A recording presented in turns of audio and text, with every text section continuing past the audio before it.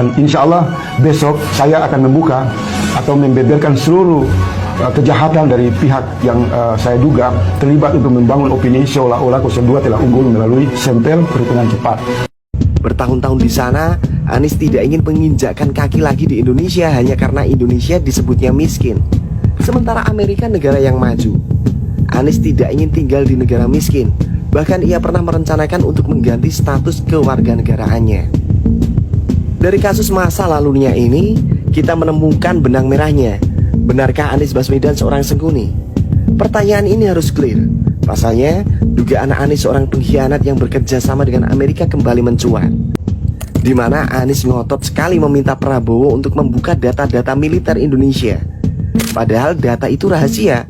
Kalaupun harus dibuka, itu dalam forum tertutup dan tak semua delegasi yang bisa ikut masuk.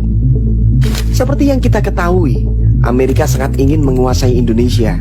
Apalagi setelah konflik perdagangan internasional dengan Cina semakin memanas. Indonesia yang menganut politik bebas aktif dianggap sebagai negara kunci. Intinya, siapa yang bisa menaklukkan Indonesia, maka dia yang akan menguasai pasar Asia.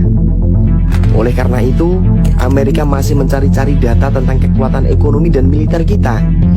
Apalagi saat ini banyak sekali perusahaan Amerika yang mengalami kesulitan setelah ketatnya regulasi yang dibuat oleh Jokowi. Misalnya PT Freeport. Saat ini saham terbesarnya dipegang oleh Indonesia hingga 51%. Padahal dulu saham Freeport tak sampai 10% dimiliki Indonesia. Makanya kalau akhir-akhir ini Anies disebut sengkuni, itu adalah fakta yang tak bisa disanggah kubu 01. Apakah Amerika ikut campur dalam memenangkan Anies Baswedan? Sebagai negara adidaya dan punya banyak kepentingan besar, maka jawabannya iya.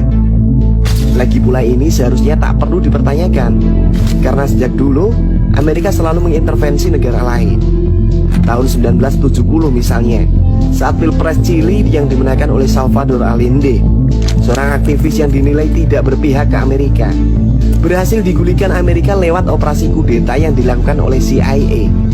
Tak lama kemudian, Salvador Allende diganti Augusto Pinochet. Bagaimana dengan kasus di Indonesia? Campur tangan Amerika di Indonesia paling terasa dalam pemberontakan bersenjata pemerintah Revolusioner Republik Indonesia atau PRRI dan perjuangan rakyat semesta pada tahun 1958. Tujuan Amerika di sini adalah untuk mengambil alih kekuasaan pemerintahan daerah di Sumatera Tengah, Sumatera Utara, dan Sulawesi Utara.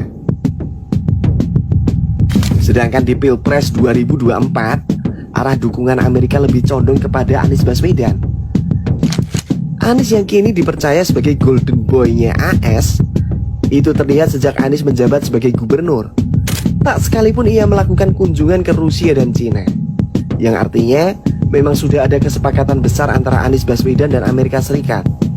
Kemudian, yang paling menarik adalah potensi Anies untuk dicitrakan sebagai presiden muslim yang moderat. Jadi pada kesimpulan ini, Anies memiliki sifat buruk. Ia tidak akan setia kepada orang yang dianggapnya tidak menguntungkan pribadinya.